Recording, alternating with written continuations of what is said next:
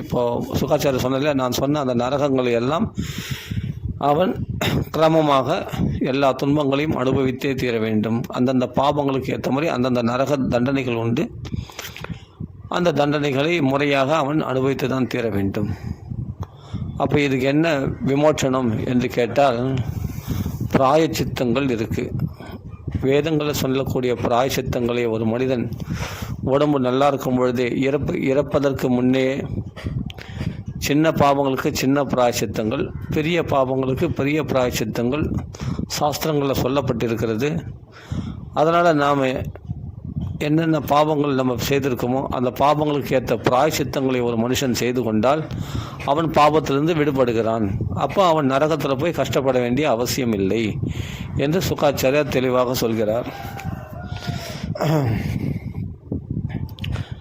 அப்போ அந்த பிராயச்சித்தங்களை செய்து கொண்டால்,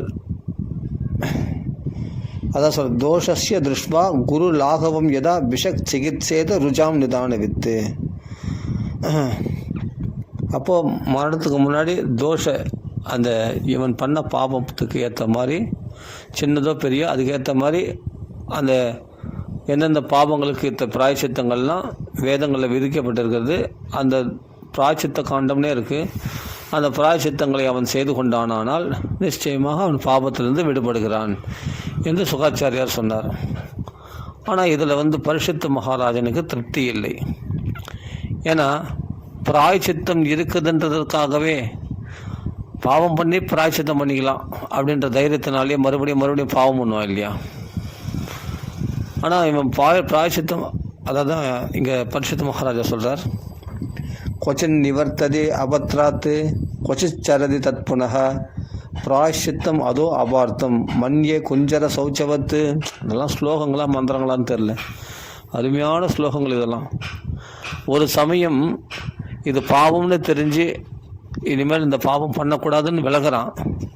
சரி, ஏற்கனவே நிறைய தப்பு பண்ணிட்டோம், இப்போ தான் நம்ம பிராயச்சித்தம் கோயில்கள் தான் போகிறோம், நல்ல மார்க்கத்தில் போகிறோம், இந்த பாவங்கள்லேருந்து நம்ம விடுபட்டோம், இனிமேல் இந்த பாவங்களை பண்ணக்கூடாது அப்படின்னு ஒரு சமயம் விலகிறான்.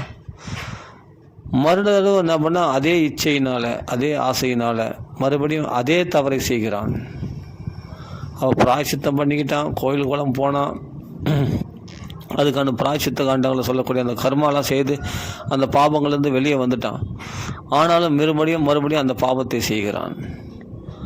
அப்போ என்னென்னா, இவ்வளோ கோயில் குளம் போகிறது, இவ்வளோ பூஜைகள் பண்ணுறது, நாமளும் எவ்வளோ கோயில் குளம் போகிறோம், எங்கெங்கே போய் ஸ்நானம் பண்ணோம். கோயில் குளம்னா கோயில்களில்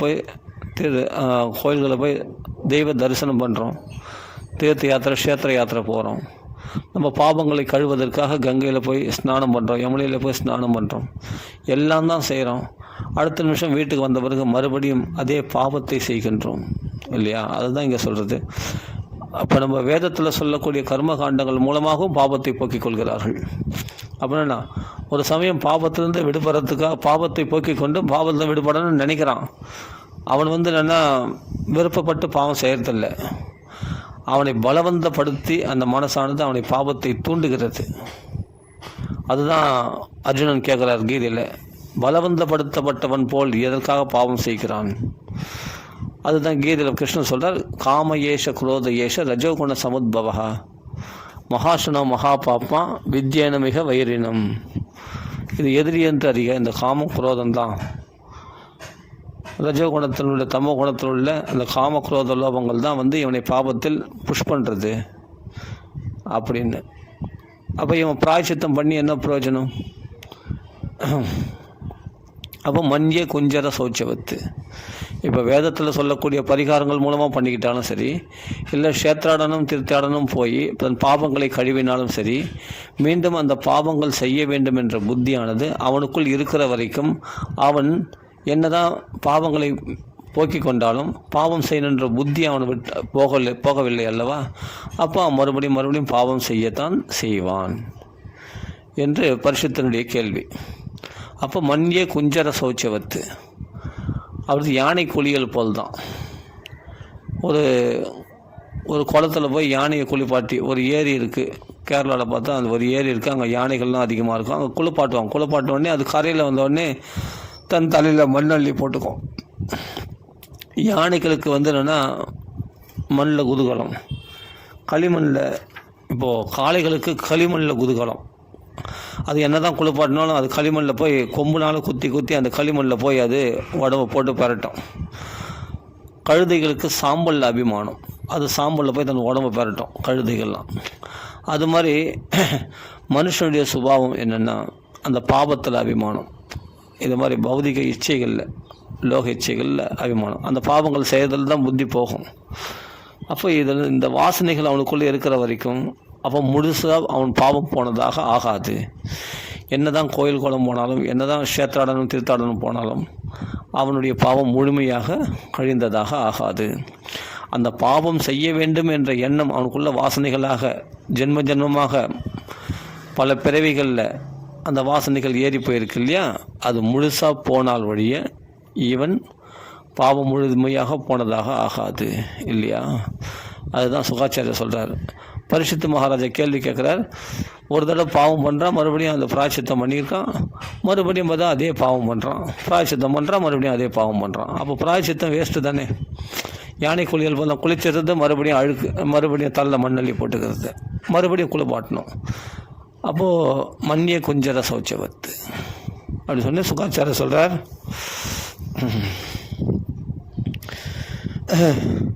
கர்மணா கர்ம நிர்காரோ நத்தியந்திக இஷ்யதே அவித்வத்த அதிகாரித்வாத்து பிராயசித்தம் விமர்சனம். யாருக்கு தெரியுமா பிராயசித்தங்கள் விதிக்கப்பட்டது? ஆத்ம ஞானத்தை பற்றி அறியாதவர்களுக்கு தான் பிராயசித்த கர்மாக்கள்.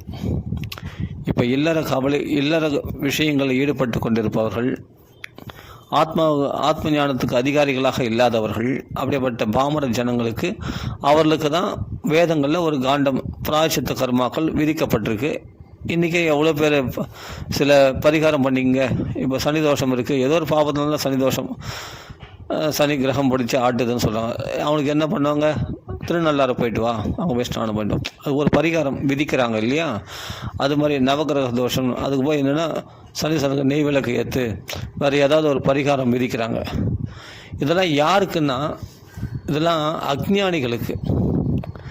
உண்மையான ஆத்ம ஞானத்தையோ, ஆத்ம ஞானன்றது பகவத் தத்துவத்தை, பகவானுடைய தத்துவத்தை பற்றி தெரியாமல் இருக்கிறவர்களுக்கு தான் இந்த பிராயசித்தங்கள்லாம் விதிக்கப்பட்டிருக்கிறது அப்படின்னு சொல்ல. அவித்வத்து அதிகாரித்வாத்து.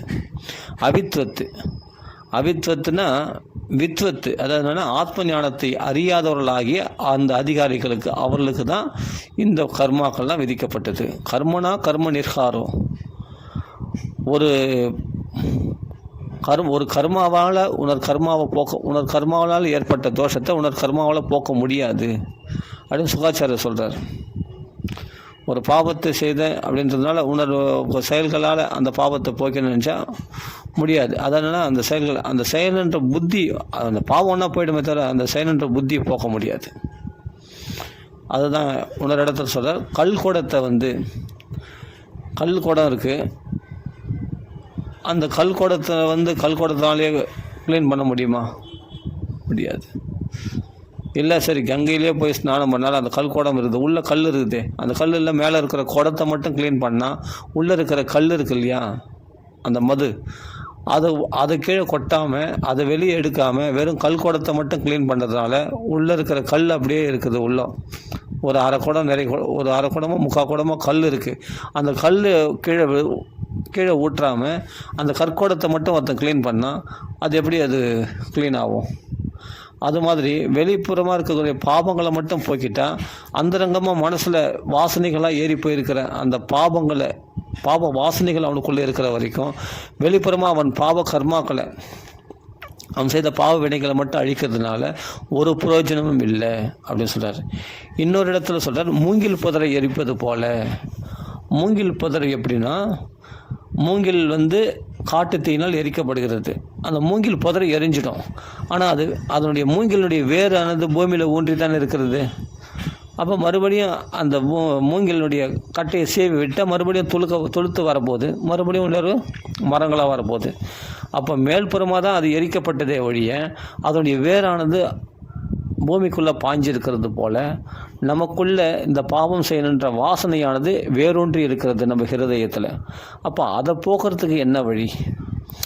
அதுக்கு தான் சொல்கிறார் அவித்வத்து அதிகாரித்வாத்து. உண்மையிலே இந்த தேகம் தான் நினைக்கிறது தான் இவ்வளவு பாவத்தை செய்வதற்கு காரணமாக அமையுது.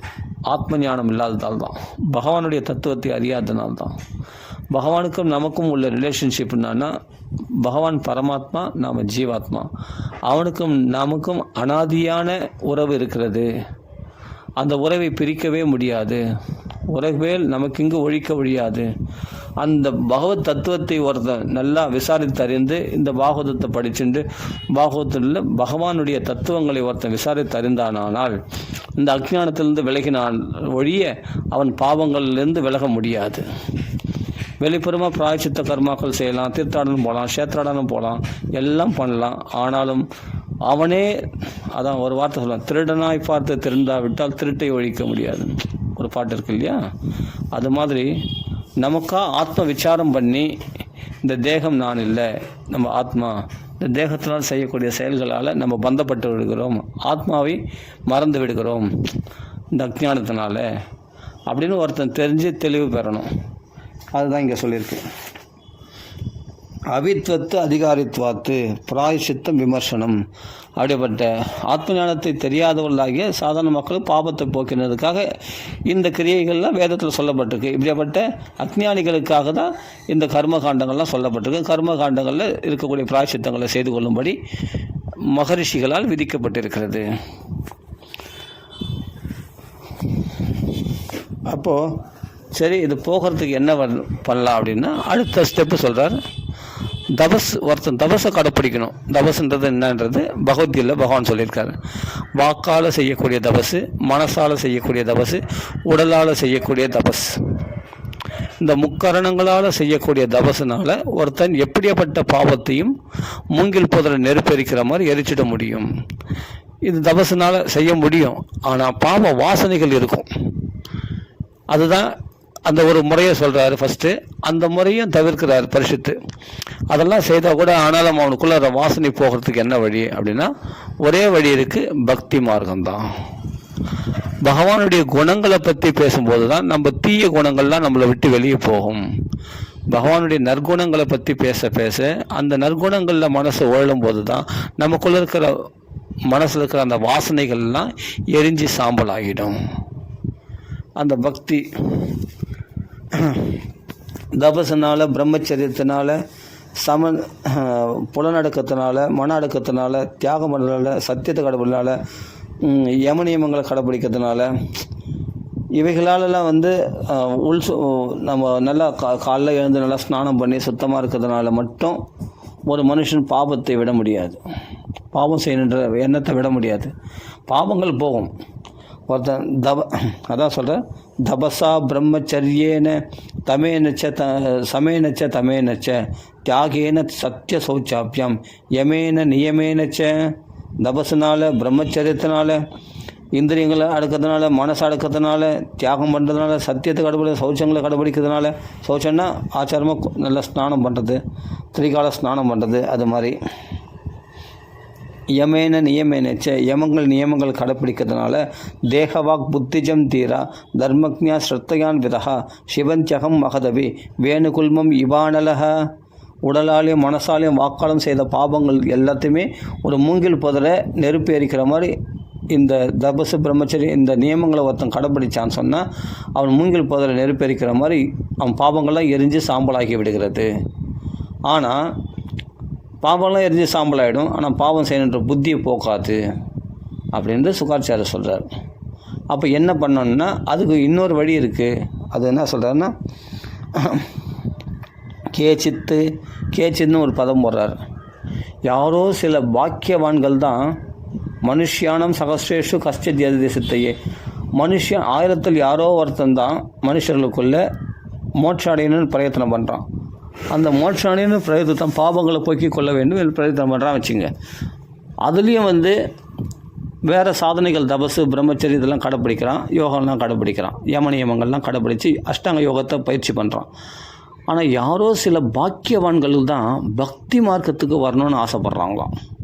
கேச்சித்துனா யாரோ சில பாக்கியவன்கள். கேவலையா பக்தியா இதெல்லாம் தபசு பிரம்மச்சரியம் அது நம்ம இதெல்லாம் கடைப்பிடிக்கிறத காட்டிலும் யம நியமங்கள் புலநடக்கம் மனநடக்கிறதெல்லாம் கடைப்பிடிக்கிறத காட்டிலும் நேரடியாக பகவானிடத்தில் செல்லக்கூடிய பக்தி ஒன்றை மட்டும் உறுதியாக பற்றி கொள்வோமானால் இது நம்மளை கரையேற்றிடும் அப்படின்னு யாரோ சில பாக்கியவான்கள் தான் அந்த வழிக்கு வராங்களாம். கேவலையா பக்தி, கேவலையான வெறுமனே பக்தி மாத்திரம் கடைப்பிடிக்கிறவங்க, இந்த யம நியமங்கள்லாம் இந்த அஷ்டாங்க யோக பயிற்சியெல்லாம் பண்ணாதவங்க. கேவலையா பக்தியா அவர்கள் என்ன பண்ணணும்? வாசுதேவ பராயணாக, வாசுதேவனையே சரணம் அடைந்தவர்களாக இருப்பவர்கள், அப்படிப்பட்ட பக்தர்கள். அகம் துன்வந்தி காத்சேன நீஹாரமிவ பாஸ்கரஹ. அவர்கள் எப்படி தன் பாவத்தை போக்கி விடுகிறார்கள்னா, பாவத்தை மட்டும் போக்கி விடலையா, பாவம் செய்யணுன்ற வாசனையே வத்தடிச்சிடுறாங்களாம். எப்படின்னா, சூரியன் அந்த சூரியனை கண்ட பனி போல அப்படின்னு சொல்கிறோம் இல்லையா, அந்த பனியானது சூரியனுடைய கிரணங்களால் எப்படி வத்தடிக்கப்படுகிறதோ, அந்த ஈரமே இல்லாமல் அந்த சுவடே தெரியாமல் அப்படியே காஞ்சி போயிடுதோ, அது மாதிரி நமக்குள்ளே இருக்கிற அந்த வாசனைகளையே வத்தடிக்க செய்து விடுகிறதாம். எதுனா கிருஷ்ண பக்தி என்பது. பக்தி அவ்வளோ சக்தி உடையது என்று சொல்லப்படுகிறது. அகம் துன்வந்தி காத்சேன நீஹாரமிவ பாஸ்கரஹ. ஆனால் எந்த அளவுக்கு பிராயசித்தானி ஜீர்ணானி நாராயண பராமுகம் ந நிஷ்புணந்தி ராஜேந்திர சுராகும்பம் இவாபகா. மது நிறைஞ்ச ஒரு குடத்தை மட்டும் பரிசுத்தப்படுத்துவதனால அந்த குடம் பரிசுத்தமாகறதில்ல, அந்த மது உள்ளே இருக்குது இல்லையா, அது மாதிரி அந்த மது மேல்புறமாக இருக்க குடத்தை பரிசுத்தப்படுத்தினால பரிசுத்தமடையதில்லை. அதுக்குள்ளே இருக்கிற மதுவை வெளியே நீக்கி அந்த மது உள்ளே இருக்கிற அந்த மது வாசனையே இல்லாதபடி அது தேத்தனாங்கொட்டைன்னு சொல்லுவாங்க. அந்த கொட்டையை போட்டு நல்லா தேய்ச்சி சுத்தம் பண்ணால் தான் அந்த குடத்தில் உள்ளே இருக்கிறதும் சுத்தமாகும். வெறும் குடத்தை மட்டும் பரிசுத்தப்படுத்தணும், மேல்புறமாக இருக்க குடத்தை மட்டும் பரிசுத்தப்படுத்துறதுனால உள்ளே இருக்கிற கல்லானது அப்படியே தான் இருக்கும்.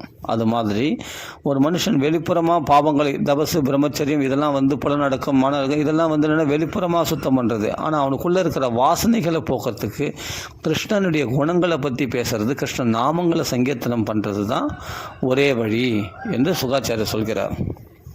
அதற்கு உதாரணமாக ஒரு கதையை சொல்கிறார். அத்தச்ச உதாஹரந்திம்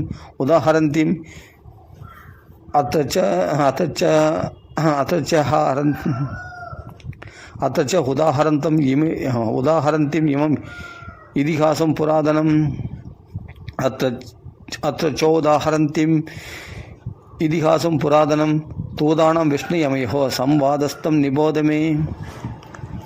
இதுக்கு உதாரணமாக ஒரு இதிகாசம் நடந்த விஷயம் ஒன்று இருக்குப்பா. அது யம தூதர்களுக்கும் விஷ்ணு தூதர்களுக்கும் நடந்த சம்பாஷணை ரூபமாக இருக்கிறது. அதை பற்றி சொல்கிறேன் கேள் என்று சுகாச்சாரியார் பரிஷத்துக்கு சொல்கிறார். கான்யகுப்ஜேத் ஜகஸ்செத்து தாசிபதி ரஜாமிலக. கான்யகுப்ஜன்ற தேசத்தில் ஒரு தாசிக்கு யாருன்னா பதியாக இருப்பாங்களா, அந்த தாசிக்கு பதியாக ஒரு அஜாமிலன் இருந்தானா. அஜாமிலன்னா ஜாமி அப்படின்னா நல்ல குலத்து ஸ்திரீ, உத்தம ஸ்திரீ, பதிவிரதை. அஜாமி என்றால் அஜாமின்னா நடத்தை கெட்ட ஸ்திரீ. அந்த நடத்தை கெட்ட ஸ்திரீயோட மிலனம் செய்து கொண்டிருந்தான். அதாவது மிலனம்னா அவளோட குடும்பம் நடத்தி கொண்டிருந்தான், அஜாமிலனம். அதனால தான் அவனுக்கு அஜாமிலன்னு பேர். ஜாமின்னா நல்ல குலத்து ஸ்திரீ, அஜாமின்னா நடத்தை கெட்ட ஸ்திரீ. அந்த நடத்தை கெட்ட ஸ்திரீயோடு இவன் மிலனம் செய்து கொண்டிருந்ததுனால அஜாமிலன் இவனுக்கு பேர். அதான் இங்கே சொல்கிற கான்யகுப்ஜன்ற தேசத்தில் துஜகஸ்டித் ஒரு பிராமணன் கஷ்டித்து தாசிபதிர் அஜாமிலக நாம்னா நஷ்ட சதாச்சாரோ தாஸ்யா சம்சர்க தூஷிதா. நாம்னா அவன் பேரை கேட்டாலே தெரியுதே, அவன் சதாச்சாரத்திலிருந்து நழுவினவன் என்று அவன் பேரை கேட்டாலே தெரியுது. நாம்னா நஷ்ட சதாச்சாரம், சதாச்சாரத்திலிருந்து நஷ்டமானவன், அதாவது பிராமண தன்மையை கெடுத்தவன், ஏனென்றால் வேசியினுடைய சங்கத்தினால ஈடுபட்டவன் என்று தெரிகிறது அல்லவா.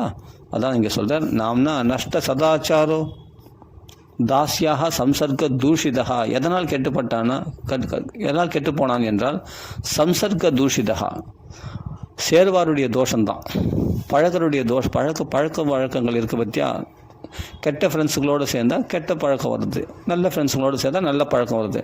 அது மாதிரி தன்னுடைய நல்ல மனைவியை விட்டு வேசியினுடைய சங்கத்தினால தூஷிதனாக பாபியாக மாறிவிட்டான் அவன். தாசியினுடைய சங்கத்தினால தாசியா சம்சர்க்க தூஷிதா, அவளை சந்தோஷப்படுத்துவதற்காக சில பேர் வழியில் வரவங்கள அவர்களை குகையில் அடைச்சி வச்சு அவரிடத்துல பணத்தை பறிப்பானான். பந்த்யக்ஷ கைதவை சௌரியர், சில பேருக்கு கன்னம் வச்சு திரட்டுறது, சில வீட்டில் போய் சௌரியன்னா திரட்டுறது, சில பேர் கொள்ளடிக்கிறது, சில பேர் கொலை பண்ணி கூட அவங்களோட சொத்துக்களை பறிக்கிறது, சில பேர் மிரட்டுறது, உருட்டுறது, இது மாதிரி பலவிதமான தவறான செயல்களை செய்து கொண்டு அவனுடைய குடும்பத்தை காப்பாற்றினான். யாரும் அந்த வேசியினுடைய குடும்பத்தை காப்பாற்றினானாம். பந்த்யக்ஷ கைதவஸ் சௌரியர் கர்ஹிதாம் விருத்தி மாஸ்திதா, அப்படிப்பட்ட வாழ்க்கையை நடத்தி கொண்டிருந்தானாம் அஜாமலன். விப்ரத் குடும்பம் அசுச்சர் யாதயாமாச தேகினஹா, இப்படிப்பட்ட பாபகரமான அசுத்தமான ஒரு வாழ்க்கையை வாழ்ந்து கொண்டிருந்தானாம். அப்படிப்பட்ட வேசியினுடைய குடும்பத்தை நடத்தி கொண்டிருந்தான், வேசியினுடைய குடும்பத்தை காப்பாற்றி கொண்டிருந்தான் இந்த அஜாமலன் இல்லையா.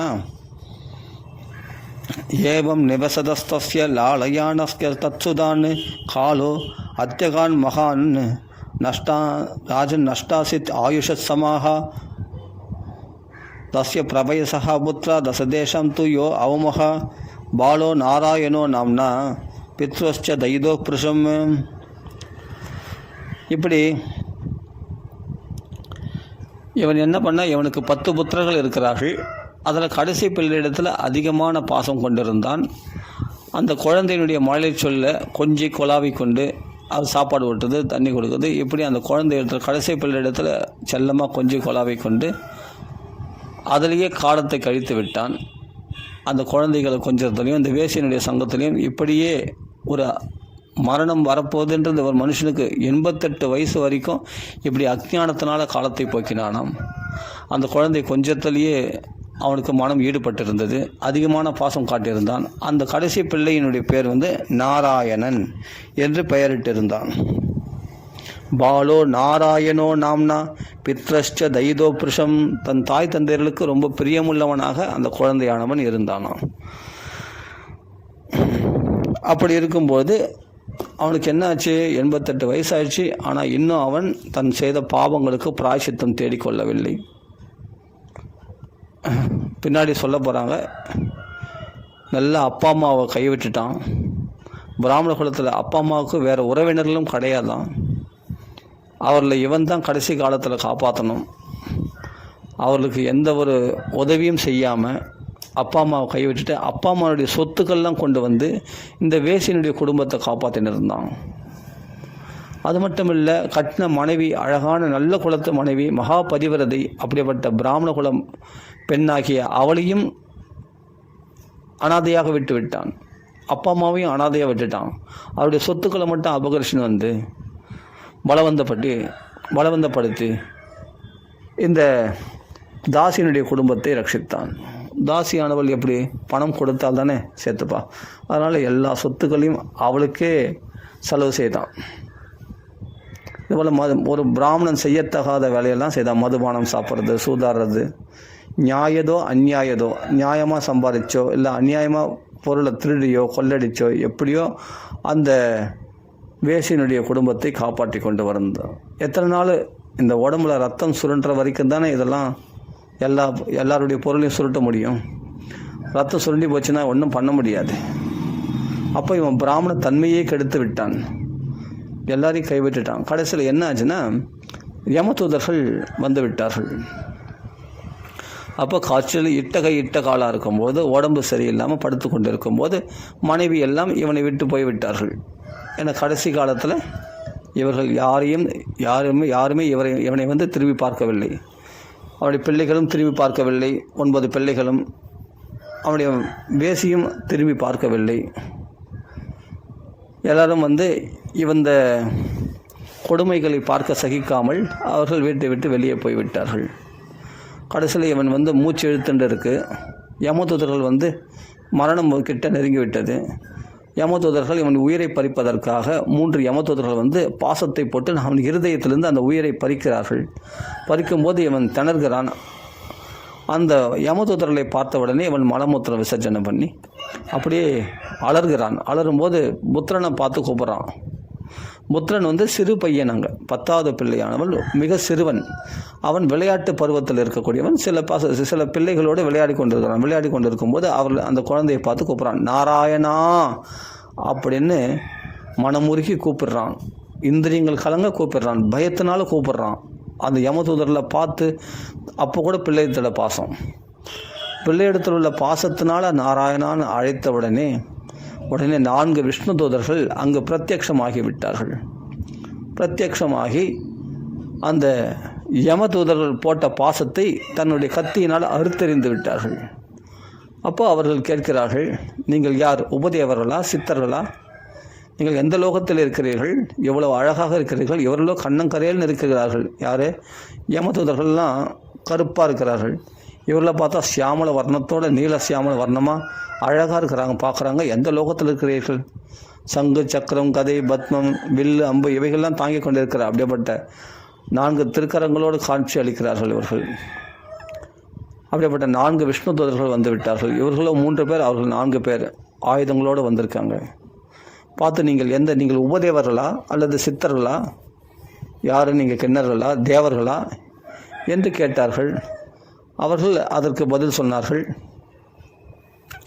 நாங்கள் யமதர்மராஜனுடைய கட்டளைக்கு உட்பட்டு தான் இந்த ஜீவனுடைய உயிரை பறிக்க வந்திருக்கிறோம். அப்படிப்பட்ட யமதர்மராஜனுடைய கட்டளையை அவமதிக்கின்ற நீங்கள் யார்? அப்படி நீங்கள் கட்டளையை தடுக்கின்றீர்களே, நீங்கள் யார் என்று கேட்டார்கள். அப்போ சொல்கிறார், தண்டனை எல்லாருக்கும் உரியதா? பாவிகளுக்கு தான் தண்டனையா? இல்லை பாவம் செய்த எல்லாருக்கும் தண்டனையா? இல்லை சில பேருக்கு தான் தண்டனையா? எதனால் நீங்கள் இவர்கள் தண்டிக்கத்தக்கவன் தண்டிக்கத்தகாதவன் என்று கணிக்கின்றீர்கள்? அதை எங்களுக்கு சொல்லுங்கள் என்று விஷ்ணு தூதர்கள் யமதூதர்களை கேட்டார்கள். அப்போது யமதூதர்கள் பார்த்து சொல்கிறாங்க, வேத பிரணிஹிதோ தர்மோ ஹதர்மஸ்தத் விபர்யா வேதோ நாராயண சாக்ஷாத் ஸ்வயம்பூரிதி சுஷ்ருமஹ. வேதம்தான் தர்மம் அதர்மங்களுக்கு பிரமாணம். வேதத்தில் சொல்லக்கூடியது தர்மம், அதுக்கு புறம்பாக இருக்கிறது தான் அதர்மம். வேதமானது சாக்ஷாத் நாராயணனுடைய மூச்சு காற்றாக வெளியே வந்தது. அதற்கு புறம்பாக இருக்கிறதெல்லாம் அதர்மம் தான். அதனால் அதில் என்ன சொல்லியிருக்கோ அந்த அதர்மங்கள்லாம், அதில் சொன்ன தர்மத்தை கைவிட்டு விட்டு இவன் அதர்மத்தை செய்தான். என்ன அதர்மம் செய்தான் அப்படின்னா, இவன் ஒரு தடவை தன் தந்தையின் கட்டளை ஏற்று காட்டுக்கு சென்றான். இந்த அஜாமிளன் சமித்துகள், புஷ்பங்கள், பழங்கள், கிழங்குகள் இவைகளை கொண்டு வருவதற்காக காட்டுக்கு சென்றான். காட்டுக்கு சென்று அந்த சமித்துக்கள்லாம் பறித்து கொண்டு வரும்போது, பழங்கள்லாம் பறித்து கொண்டு இவன் கொண்டு வரும்போது வழியில் ஒரு வேசியா ஸ்திரீயானவள் மதுபானம் குடித்துவிட்டு ஒரு சூத்திரனுடன் ரமித்து கொண்டிருந்தாள். அந்த சூத்திரனும் மதுபானம் செய்துவிட்டு இந்த போதையில் அவர் ரமித்து கொண்டிருக்கிறார்கள். அவர்கள் அலங்கோலமான நிலையில் இருப்பதை இந்த அஜாமிளன் பார்த்தவுடன் தன் மனதை கட்டுப்படுத்த முடியாமல் உடனே அந்த சமித்து குச்சம் தர்பைகள்லாம் கீழே போட்டுட்டு அவளிடத்திலே மயங்கி விட்டான். ஆனால் தன் படித்த படிப்பு, தன் படித்த சாஸ்திரம், ஞான விசாரம் இதெல்லாம் பண்ணி எவ்வளோ முயற்சி பண்ணி பார்த்தான். தன் மனசை கண்ட்ரோல் பண்ண முடியல அவனால். நம்முடைய குலம் என்ன? நம்ம பிராமண குலம். இதெல்லாம் நமக்கு தகுதியா? இவ்வளோ ஒரு சூத்திரஸ்திரீ, ஒரு கேவலமானவளோடு ரமித்து கொண்டிருக்கிறாள். இப்படிப்பட்ட இவளோடு போய் நம்ம ஆசைப்படுறோமே, இவளுடைய அழகுகள் பார்த்து நம்ம மயங்குறோமே, இது தகுதியா? நம்ம குலம் என்ன, நம்ம ஆச்சாரம் என்னன்னு எவ்வளோ தனக்குள்ள புத்தியினால் மனசை கண்ட்ரோல் பண்ண பார்க்குறார். ஆனால் முடியல. மதன வேபிதம், அந்த மன்மதனுடைய பானங்களால் தாக்கப்பட்ட அவர் தன் ஸ்வதர்மத்திலிருந்து நழுவிவிட்டு அஜாமலன் என்ன பண்ணால் அந்த வேசியோடு ரமிக்க ஆரம்பித்து தந்தையே துஷ்டமாக நினைத்து அவருடைய பொருட்களை எல்லாம் பலவந்தமாக பிடுங்கி கொண்டு வந்து, அவருடைய சொத்துக்களை எல்லாம் கொண்டு வந்து இந்த வேசி இடத்தில் செலவு செய்தான். கட்டின மனைவியும் கைவிட்டு விட்டான். வேறு பந்துக்கள் இல்லாத அனாதைகளாக இருக்கின்ற தன்னுடைய தாய் தந்தைகளையும் கைவிட்டு விட்டான். இவளிடத்திலே குடும்பம் நடத்தி கொண்டு திருடுறது, பொய் சொல்கிறது. இனிமேல் இவனை பிராமண வர்க்கத்தில் யார் சேர்த்துப்பாங்க? ஓதுவித்தல் என்ற பிராமண தர்மத்தையும் கடைபிடிக்க முடியாது. அப்படி இருக்கும்போது இவன் வேசியா சங்கத்தினால கெட்டு போனதுனால திருடுறது, பொய் சொல்கிறது, இவனுக்கு பழிக்க வழி தெரியல. அதான் நியாயமோ அநியாயமோ எப்படியோ சூதாடுறது, கொலை செய்கிறது, கொள்ளடிக்கிறது, இது மாதிரி தவறான வழிகளால் பணத்தை கொண்டு வந்து அந்த வேசியனுடைய குடும்பத்தை காப்பாற்றினான். அதனால் இவனை வயசான காலத்தில் கூட இவன் பிராய்ச்சித்தம் தேடிக்கொள்ளவில்லை. அதனால் இவனை யமலோகத்துக்கு அழைத்து கொண்டு போகிறோம். இதெல்லாம் யமதூதர்கள் சொல்கிறார்கள். யமலோகத்துக்கு அழைச்சின்னு போய் அவனுக்கு தண்டனையின் மூலமாக இவனை சுத்தி செய்ய போகிறோம். இவன் பாவங்களுக்கு தண்டனை கொடுப்பதன் மூலமாக இவனை சுத்தம் செய்ய போகிறோம். எത്ര தண்டேன சுத்தியதே, தண்டனை எதுக்காகனா சுத்திக்காக தான். அப்போ யமன் கடுமையாக தண்டிக்கிறாரு. காரணம் என்னன்னா, அவன் பாவத்தை கழிக்க வேண்டும், அவனை சுத்தம் பண்ணணும். இல்லைனா மேலும் மேலும் பாவங்களை செய்து மேலும் மேலும் கீழ்ப்பிறவிகள் எடுக்க வேண்டியது இருக்கின்றதுக்காக தான், அவனின் பாவத்தை சுத்தம் செய்வதற்காக தான் நரக தண்டனைகள் விதிக்கப்பட்டிருக்கிறது. அந்த நரகத்தின் மூலமாக இவன் தண்டனை அனுபவித்து அந்த பாவங்கள் சுத்தம் செய்வதற்காக இவனை அழைத்து கொண்டு போகிறோம் என்று யமதூதர்கள் சொன்னார்கள். உடனே விஷ்ணு தூதர்கள் அதற்கு பதில் கம்பீரமாக சிரித்து யமதூதர்களை பார்த்து சொல்கிறார்கள், தர்மராஜா பரம பாகவதர் அல்லவா? 12 பாகவதர்களுக்குள்ள யம தர்மராஜாவும் பாகவதர், சிறந்த பாகவதர். 12 பாகவத ரகசியம் அவருக்கு தெரியும். அப்படிப்பட்ட அவருடைய தூதர்களாகிய நீங்களே இப்படி அதர்மம் செய்யலாமா? நாங்கள் என்ன அதர்மம் செய்தோம்? கரெக்டான அட்ரஸ் தான் வந்தோம். இந்த அஜாமலன் தான் இறக்கும் தருவாயில் என் மகா பாதங்களை செய்திருக்கிறான். அவனை பிடித்து கொண்டு வரும்படி என் எஜமானன் உத்தரவிட்டார். அதனால் வந்தோம். கரெக்டு. நீங்கள் வரும்போது அவன் பாவியாக தான் இருந்தான். ஆனால் எப்போ நாராயணான்னு சொன்னானோ அப்போவே கோடி ஜென்ம ஹசாம் ஹபி, கோடி ஜென்மத்தினுடைய பாவங்களை அவன் போக்கிக் கொண்டான் சொல்கிறாருங்க. கோடி ஜென்மத்தினுடைய பாவத்தை அவன் போக்கிவிட்டான் அப்படின்னு விஷ்ணு தூதர்கள் சொல்கிறாங்க.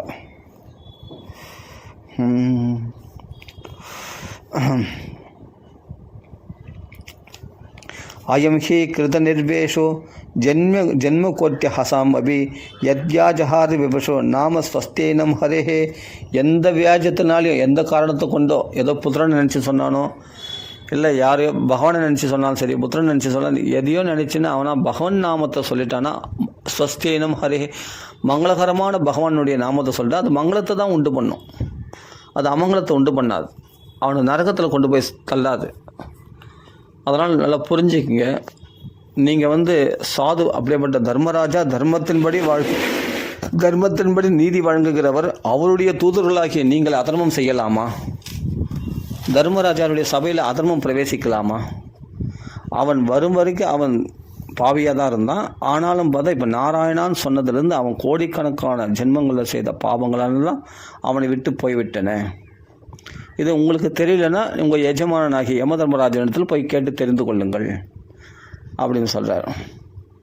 இல்லையே, அவன் நாராயணன் சங்கச்சக்கர கதாதாரியாக இருக்கக்கூடிய நாராயணன் நினச்சி சொல்லலையே, புத்திரனை நினச்சிருந்தான் நாராயணன் சொன்னான். அதுக்கு சொல்கிறாங்க, சாங்கேத்தியம் பாரிஹாஸ்யம் வா ஸ்தோபம் ஹேளனம் ஏபவா வைகுண்ட நாம கிரகணம் அசேஷ அகஹரம் விதுஹு பதிதஹா ஸ்கலிதஹா சந்தஸ்தப்த ஆஹதஹ ஹரி இத்யவசேனாஹ புமான்னார்ஹதி யாதனாம். பதிதஹா ஸ்கலிதோச, அருமையான ஸ்லோகம் அதெல்லாம். உண்மையிலே பதிதஹா ஸ்கலிதோ பக்னஹ சந்தஸ்தப்த ஆஹதஹ ஹரி இத்யவசேனாஹ புமான்னார்ஹதி யாதனாம். ஒருத்தன் தடிக்க விழும்போதோ, இடறி விழும்போதோ, நழுவும் போதோ, அல்லது தேல் பாம்பு முதலியவர்களால் கடிக்கப்பட்டும் போதோ, எலும்பு முறிப்பட்ட போதோ ஹரிஹரி என்று ஒருத்தன் சொல்லிட்டானா அவன் நரக தண்டனைக்கு உட்பட மாட்டான். அதெல்லாம் முன்னாடி சொல்கிறார். பகவானிடத்தில் பக்தி பண்ணுற, பகவான் நாமத்தை சொல்கிறவன் யமனையோ யம தூதரலையும் கூட கண்களில் பார்க்க மாட்டாரலாம். கிருஷ்ணர்பதி பிராணன், கிருஷ்ணனுக்காக தன் உயிரிய வாழ்க்கையை அர்ப்பணம் பண்ணவனு யமனோ யம தூதரலும் கண்ணெடுத்தும் பார்க்க மாட்டாரலாம். அதுதான் சுகாச்சாரியர் சொல்கிறார். சக்ருன் மணகிருஷ்ண பதார விந்தையோர் நிவேஷிதம் தத்குணராகி எய்ரிக நதே யமம் பாச பிருதஸ்ச தத்படான் ஸ்வப்னே அபி பஷ்யந்தி ஹிஸ்டீர்ண நிஷ்கிருதா. மனசு கிருஷ்ண பதார விந்தத்தில் விளைச்சவன், அவனுடைய குணங்களில் லயிச்சவன் தன்னுடைய மனசை நிச்சயமாக அவன் யமனாலேயோ யம தூதரலாலேயும் சொப்னத்திலையும் அவன் பார்க்கப்பட மாட்டான் அப்படின்னு சுகாச்சாரியர் முன்னாடி சொன்னார். இங்கே அதான் சொல்கிறார், அப்படிப்பட்ட நரக தண்டனைக்கு உட்பட மாட்டான். தடிக்க விழும்போதோ இருமும்போதோ தும்பும்போதோ எந்த சமயத்தில் ஹரிஹரின்னு ஒருத்தன் சொல்லிட்டான்னு சொன்னால் நிச்சயமாக அவன் நரக தண்டனைக்கு உட்பட மாட்டான். அவன் சாங்கித்யமாக இப்போ ஒருத்தர் சந்திச்சுக்கிறோம், ராதே ராதேன்னு சொல்கிறோம், அது ராதே ராதே ராதே கிருஷ்ணான்னு சொல்கிறோம், இல்லை ஹரிஹரின்னு சொல்கிறோம், இல்லை ஹரே கிருஷ்ணான்னு சொல்கிறோம், இல்லை ராம் ராம்னு சொல்கிறோம். அப்படியாவது பகவான் நம்ம சாங்கேத்தியமாக சொன்னாலும் சரி, பரிகாசமாக பகவான் நாமத்தை சொன்னாலும் சரி, ஒருத்தன் நேரத்தில் நாமம் போட்டிருக்கான் கோவிந்தா கோவிந்தா அப்படின்னு பரிகாசமாக சொன்னாலும் சரி, சாங்கேத்தியம் பாரிகாசியம் வா ஸ்தோபம் பாட்டு ஆலாபணிக்காக பகவான் நாமா சொன்னாலும் சரி, ஏளனமாக பகவான் நாமா சொன்னாலும் சரி, இது நல்லா புரிஞ்சிக்க வேண்டிய விஷயம். சில பேர்லாம் இப்படிலாம் பகவான் நாமா சொன்னாலாம் பலன் கிடையாது, சத்தியாக சொன்னாதான், பக்தியோடு சொன்னாதான், அப்படிலாம் நிர்பந்தப்படுத்த வேண்டிய அவசியமே இல்லை. எப்படியாவது பகவான் நாமா சொல்கிறானா வாக்கில் வந்தால் போதுமானது. அது என்ன பண்ணணும், அசேஷ அகஹரம்பிதுகு மிச்சமில்லாமல் அவனுடைய பாவத்தை போக்கிவிடுமாம். அவ்வளோ சக்தி வாய்ந்தது பகவான் நாமா. நெருப்பு தெரிஞ்சு தொட்டாலும் தெரியாமல் தொட்டாலும் எப்படி சுடுகிறதோ அதுபோல் பகவான் நாமா தெரிஞ்சு சொன்னாலும் அதனுடைய மகிமையை தெரியாமல் சொன்னாலும், அது பரிகாசமாக சொன்னாலும் சரி, பாட்டு ஆலாபனையில் பகவான் நாமா சொன்னாலும் சரி, இல்லை ஏளனமாக பெரிய விஷ்ணு அப்படின்னு பகவானை திட்டத்துக்காகவாவது பகவான் நாமா சொல்லிட்டாலும் சரி, ஆட்டோமேட்டிக்காக அவனுடைய பாவங்களை போக்கிவிடும், அவனுடைய பாவங்களையும் பரிசுத்தப்படுத்திவிடும் என்று நாம் அறிந்து கொள்ள வேண்டும். அது மட்டும் இல்லை, இந்த பகவான் நாமா ஒரு மருந்து போல பிறவி பிணியை போக்கக்கூடிய மருந்தானது இந்த பகவான் நாமா. அதை இங்கே சொல்கிறார், யதாகதம் வீரியதமம் உபயுக்தம் எதிர்ச்சையா அஜானுதோ ஆத்மகுணம் குர்யான் மந்திரோ அப்யுதாஹிருத. பகவான் நாமா எப்படின்னா நல்ல சக்தி உள்ள ஒரு மருந்தான், வீரியதமம் அதிகமான சக்தி உள்ள ஒரு மருந்தான். நல்ல ஒரு நோயில் கஷ்டப்படுறான், உயிருக்கு போராடி கொண்டிருக்கிறான், அவனுக்கு ஒரு மருந்து கொடுக்குறாங்க. அந்த சமயத்தில் நோயில் போராடி கொண்டிருக்கிற உயிர் கொஞ்சம் அந்த மருந்து சாப்பிடலன்னா உயிரே போயிடும். அந்த சமயத்தில் அந்த நிலையில் இருக்கும் பொழுது இவன் அந்த மருந்து கொடுக்கும்போது அந்த மருந்தில் என்ன கலந்துருக்கு, அது எப்படி செய்தாங்க, என்னென்ன பொருள்லாம் இதில் ஆட் பண்ணியிருக்கு அப்படின்லாம் விசாரித்து கொண்டிருப்பானா? நிச்சயமாக இல்லையா? இந்த மருந்து கொடுத்தா வியாதி குணமாயிடுன்னு சொன்ன மாத்திரத்தினாலே உடனே எடுத்து வாயில் போட்டுப்பான் இல்லையா? இல்லைன்னா உயிரே போயிடும் அப்படின்னு உடனே அந்த மருந்து வாயில் போட்டுப்பான். அப்போ வீரியதமான அந்த மருந்து உடனே தன்னுடைய வேலையை காட்டி அந்த மருந்தில் என்ன கலந்துருக்கு, அதனுடைய மகிமை என்னன்னு தெரிஞ்சிக்காமையே சாப்பிட்டா கூட அது வேலையை எப்படி, அந்த மருந்தானது தன் வீரியத்தை எப்படி வெளிப்படுத்துதோ, வீரியதமம் வெளிப்படுத்தி அவனுடைய நோயை குணமாக்குகிறதோ அதே போல தான் இந்த பகவான் நாமா பகவானுடைய சர்வ சக்திகளையும் அந்த நாமத்துக்குள்ளே புகுத்திருக்கிறாராம். கம்சனை வதம் பண்ண கிருஷ்ணனுக்கு என்னென்ன சக்திகள் இருக்குதோ அந்த கிருஷ்ணான்ற நாமத்துக்கும் அந்த சக்தி இருக்கிறது. ராமான்ற நாமத்துக்கு, ராமருக்கு என்ன சக்தி இருக்குது, ராவண கும்பகர்ண போன்ற தமோ குணம் ரஜகுணத்தெல்லாம் அழிக்கக்கூடிய சக்தி அந்த ராமனுக்கு இருக்குதுன்னு சொன்னால், அதை தமோ குணத்துக்கு அதிபதியாகிய ரஜகுணத்துக்கு அதிபதியாகிய அந்த ராவண கும்பகர்ணரில் அழிக்கக்கூடிய சக்தி பகவான் ராமனுக்கு இருக்குதுன்னா, அப்போ தமோ குணம் நமக்குள்ளே இருக்கிற தமோ குணம் ரஜகுணம் என்ற தீய குணங்களை அழிக்கக்கூடிய சக்தி அந்த ராமநாமத்துக்கு உண்டு. ராமர் வேறல்ல, ராமநாமம் வேறல்ல. அப்போ நமக்குள்ள அந்த சூர்பனகையை வதம் பண்ணுறதுக்கோ, மாரிசன் சுபாகுல வதம் பண்ணுறதுக்கோ இவ்வளோ பேர் மாயை என்ற மாரிசன் அந்த மாயை வதம் பண்ணக்கூடிய சக்தி ராமருக்கு இருக்குன்னா, நமக்குள்ளே ஏற்படுகின்ற மாயை வதம் பண்ணக்கூடிய சக்தியும் ராமநாமத்துக்கு உண்டு. அப்போ எல்லாத்தையுமே அந்த ராமருக்கு என்ன பராக்கிரமம் இருக்கோ அத்தனையும் இந்த நாமத்துக்கு உண்டு. அந்த நாமத்தில் பகவான் பொருத்தி இருக்கிறான் தன் சக்திகளை. அப்போ கம்சனை, பானாசுரனை, நகராசுரனை இதெல்லாம் வதம் பண்ணக்கூடிய சக்தி கிருஷ்ணருக்கு உண்டெனில் அந்த கிருஷ்ண நாமத்துக்கும் அந்த சக்தி உண்டு. அப்போ வெறுமனே பகவான் நாமா சொல்வதனாலேயே இவனுக்கு ஆட்டோமேட்டிக்காக கிருஷ்ண குணங்களிலும் ராமருடைய குணங்களிலும் ஈடுபடுகின்றான் இல்லையா?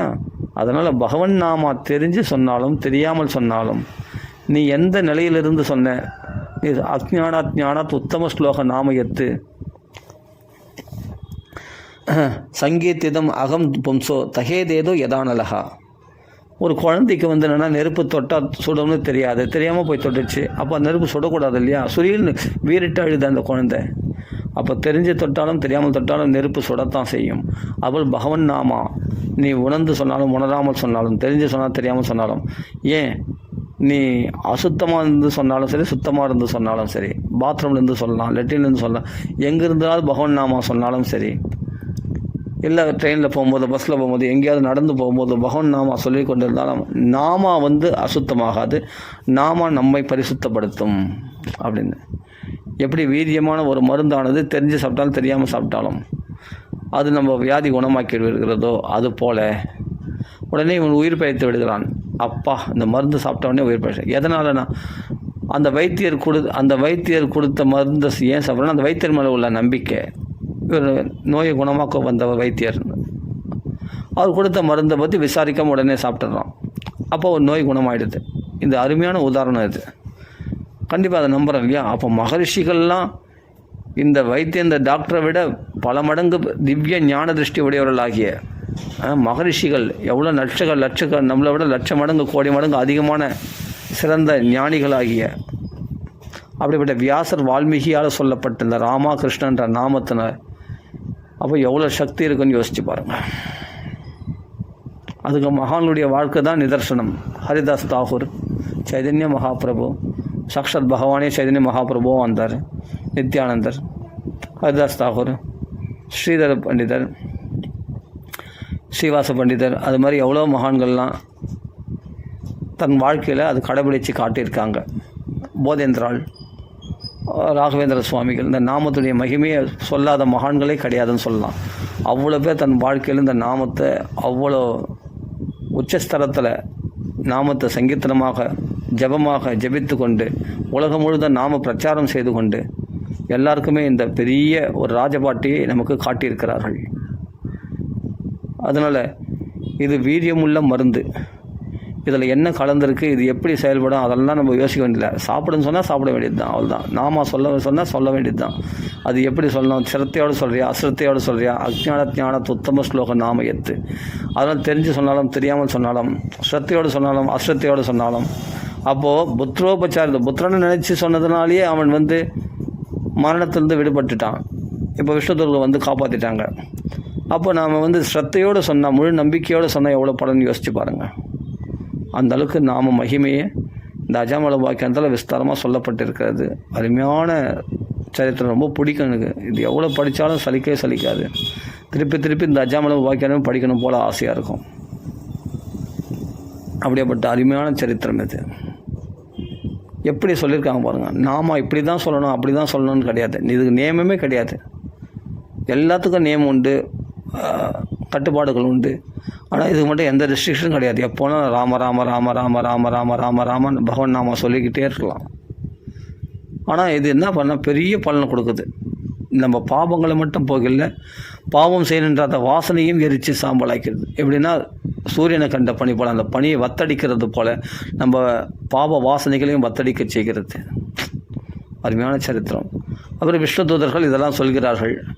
அப்படியேப்பட்ட இவன் புத்திரனை நினைச்சுன்னு சொன்னாலும் சரி, சாங்கேத்தியமாக சொன்னாலும் சரி, பரிகாசமாக சொன்னாலும் சரி, பகவான் நாம அவனை பவித்திரமாக்கிவிடும் என்று விஷ்ணு தூதர்கள் சொல்கிறார்கள். சொன்ன உடனே அவர்கள் போட்ட பாசமும் அருந்து போயிடுத்து. உடனே நேராக யமலோகத்துக்கு போகிறார்கள். யமதர்ம ராஜாவிடத்தில் கேட்கிறார்கள். கேட்கும்போது இதுபோல் நாங்கள் போனோம், அங்கே விஷ்ணு தூதர்கள் வந்தாங்க, அவன் நாராயணான் கத்தனா, உடனே அபயம், நீங்கள் பயப்படாதீங்கள் என்று 4 புருஷர்கள் அந்த அஜாமிலனை காப்பாற்றி விட்டார்கள், பாசத்தை அறுத்து விட்டார்கள், பாசக்கயிறை அப்படின்னு சொன்ன உடனே, அப்போ யார் விஷ்ணு தூதர்களை பார்த்தீங்களா, நீங்கள் போன நேரம் நல்ல நேரமாச்சு அப்படின்னு சொல்லி, எப்படி ஒரு நூல்கள் குறுக்கும் நெடுக்குமாக இழைக்கப்பட்ட நூல்கள் ஒரு ஆடையாக மாறுகிறதோ அதுபோல் பகவான் குறுக்கும் நெடுக்குமாக வியாபித்து அந்த பகவான் தான் இந்த உலகமாக மாறியிருக்கிறான். அந்த விஸ்வாத்மா, அந்த நாராயணன் தான் எல்லா இடத்துலையும் வியாபிச்சிருக்கிறவன். அவனுடைய கட்டளைக்கு உட்பட்டே நாங்கள் யமன், வருணன், இந்திரன், சந்திரன் முதலானவர்கள்லாம் எங்கள் தொழில்களை நாங்கள் செய்கிறோம் என்று யமதர்மராஜா உபதேசிக்கிறார் யமதூதர்களுக்கு. ஆனால் பகவன் நாமா சொன்னதுனாலே அவன் இந்த அளவுக்கு எல்லா பாவத்திலும் விடுபட்டானே அப்படின்னா அதான் ரகசியம். வெறும் அவன் பகவானை நினைச்சுன்னு சொல்ல, புத்திரன் நினைச்சுன்னு சொல்ல, அதெல்லாம் பற்றி கவலை இல்லை. பகவன் நாமா ரொம்ப மங்களகரமானது. இந்த ரகசியம் யாருக்கு தெரியும்னா, இந்த பாகவத ரகசியம் நாம மகிமையினுடைய ரகசியம் யாருக்கு தெரியும்னா 12 பேருக்கு தான் தெரியுமா. அந்த 12 பேர் யாருன்றதை யம தர்மராஜா சொல்கிறார்.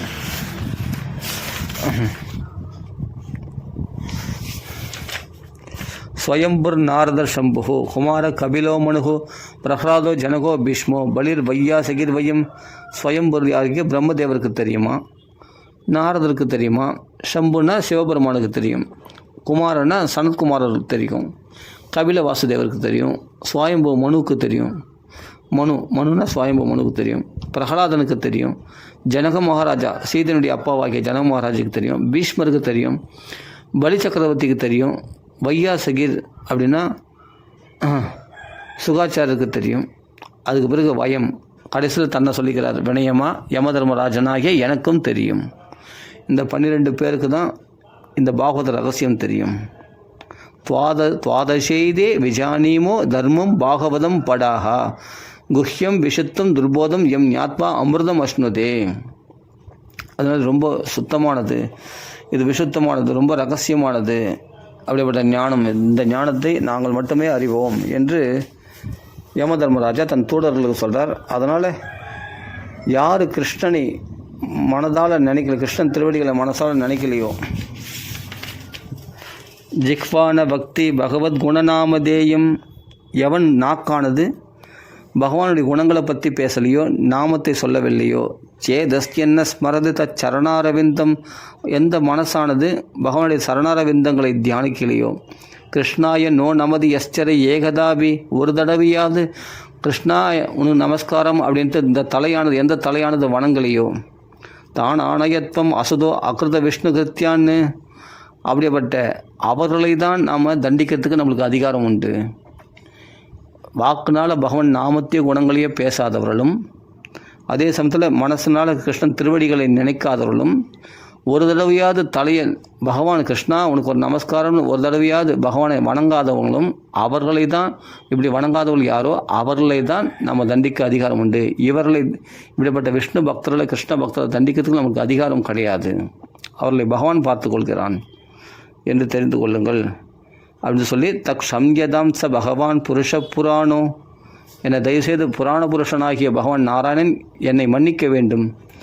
என் தூதுவர்கள், யம தர்மராஜா சொல்கிறாரு, தன் தூதுவர்கள் பண்ண அபராதத்துக்கு பகவான் மன்னிக்க வேண்டும் என்று மன்னிப்பு கேட்டுக்கொள்கிறார். தக் சம்யதாம் ச பகவான் புருஷ புராணோ நாராயண ஸ்வ புருஷ யத் அசத்கிருதம் நக.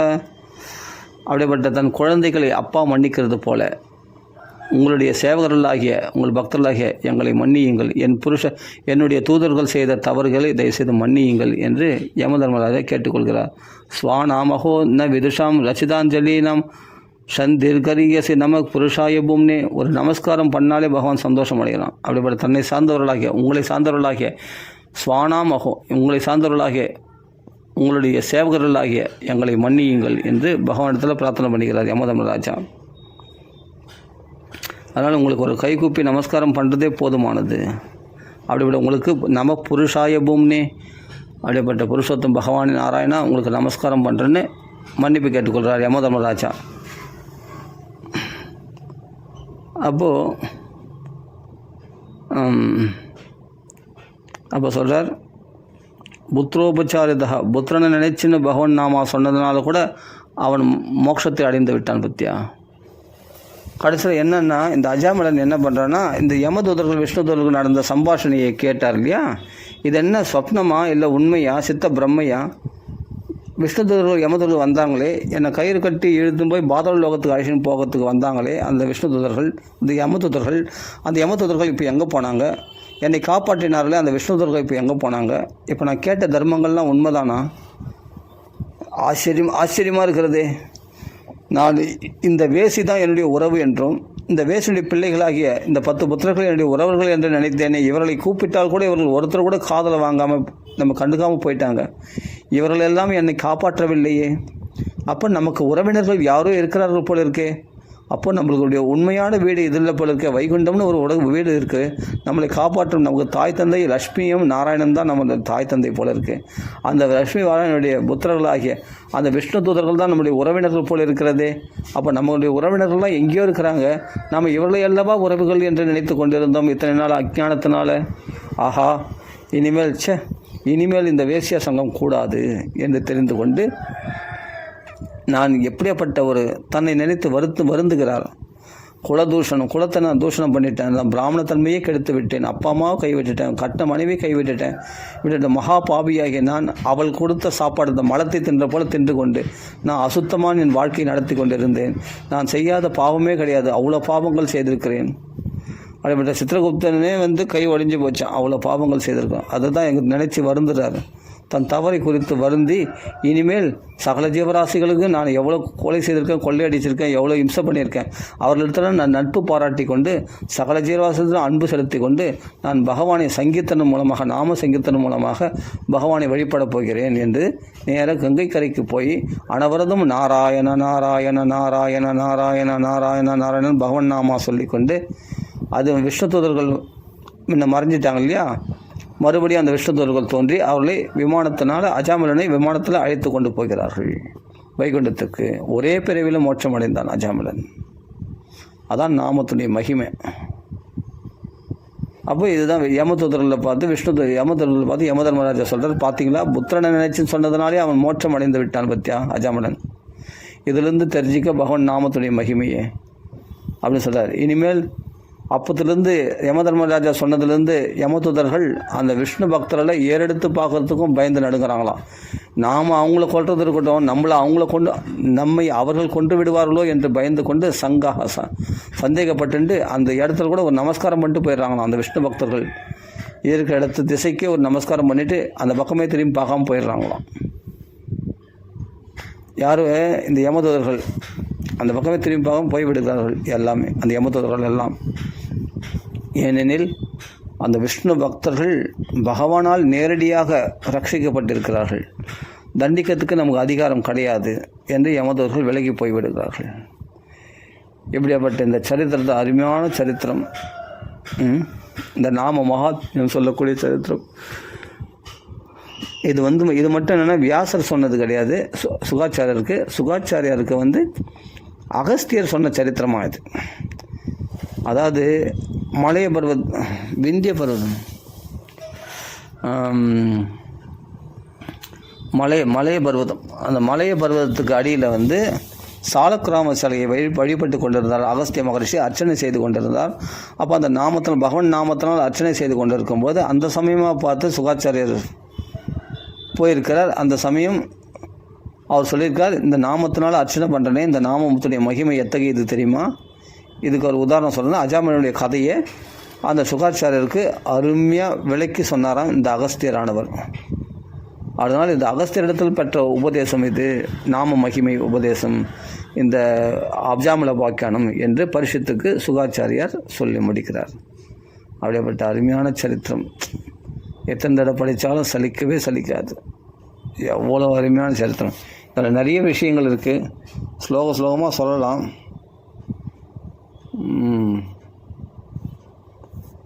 சரி, அதில் கேட்குறவங்களுடைய ஆர்வம் பொறுத்து இருக்குது. கேட்குறவங்க கமெண்ட்ஸில் போட்டால் தானே, போட்டு இதுபோல் எங்களுக்கு இதை நம்ம விஸ்தாரமாக சொல்லணும்னா ஸ்லோகமாக நம்ம அனுபவித்து சொல்லலாம். அருமையாக அந்த பாகவதம் நிறைய இருக்குது, இன்னும் நிறைய விஷயங்கள் சொல்லலாம். அது கேட்குறவங்க கமெண்ட்ஸில் போட்டு ஆர்வம் தெரிவித்தா இது மாதிரி சரித்திரங்களை நம்ம பதமாக அனுபவிக்கலாம், ஸ்லோகமாக அனுபவிக்கலாம், நிறைய சொல்லலாம். சரி, ஆனாலும் எல்லாரும் தெரிஞ்சுக்கிறதுக்காக நம்ம இந்த கதைகளை நம்ம இப்போ சுருக்கமாக சொல்லிட்டோம். இதுவே சுருக்கம்தான், இன்னும் விஸ்தாரமாக சொல்லலாம் பகவானுடைய கதைகளை, அஜாமில பாக்கியானத்தை. ஆனால் என் திருப்திக்காக இப்போ நான் சொன்னது என்னென்னா என்னுடைய திருப்திக்காக, இந்த கதையை திருப்பி படிக்கணும், இதை சொல்லணுன்ற ஒரு ஆசை எனக்குள்ளே இருந்தது. அதனால் இப்போ என் திருப்திக்காக இப்போ இந்த கதையை நான் இப்போ பதிவிடுறேன், வேறு ஒன்றும் இல்லை. ஆனால் அருமையான சரித்திரம் இது. திருப்பி இதையே நம்ம கேட்டுகிட்டே இருக்கலாம், இதை பற்றியே பேசிகிட்டே இருக்கலாம். அஜாமில பாக்கியானமே 10 தடவை கூட நான் படிப்பேன், அவ்வளோ சௌக்கியமாக இருக்கும்.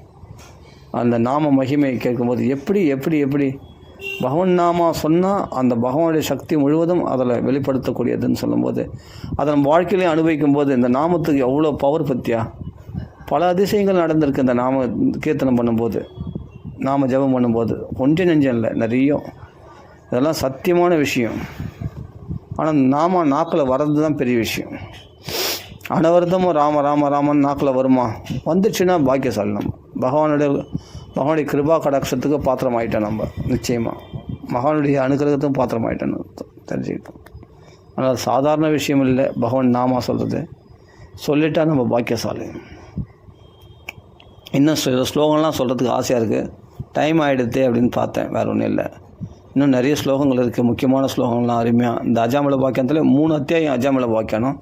அதில் யமதர்மராஜா சொல்கிறது, இந்த சுகாச்சாரியர் சொல்கிறது, இதெல்லாம் அருமையாக இருக்கும். அந்த விஷ்ணு தூதர்கள் சொல்லக்கூடிய தர்மங்கள்லாம் அருமையாக இருக்கும். அதில் சில ஸ்லோகம் தான் இப்போ நம்ம பகிர்ந்து கொண்டோம். இன்னும் நிறைய விஷயம் இருக்குது. சரி, அதனால் இது இப்போ போகிறதெல்லாம் இப்போ என் திருப்திக்காக தான். என் மனசில் இருக்கிறது 4 பேருக்கு அப்படியே ஷேர் பண்ணுறேன். என் பெற்ற இன்பம் பெருக வையன்ற மாதிரி. என்னால் இப்போ நான் மட்டும் சந்தோஷம் அடைஞ்சால் போதுமா? இந்த கதைகளை படித்து மற்றவங்களும் அதை ஷேர் பண்ணோம் இல்லையா? அதுக்காக தான் நம்ம இப்போ போகிறதுக்கு காரணமே. ராம ராம ராம ராம ராம ராம ராம ராம. உங்களுக்கு ஆர்வம் இருந்தால் நிச்சயமாக நீங்கள் தெரிவிச்சிக்கலாம். அந்த ஆர்வத்துக்கு ஏற்ற மாதிரி எந்த கதை வேணுமோ அந்த கதையை நாம் பாகவதத்தில் ராமாயணத்துலேயோ இந்த கதை வேணும், அது பதமாக நம்ம சுவையாக அனுபவிக்கலாம் தாராளமாக. ராம ராம ராம ராம ராம ராம ராம ராம.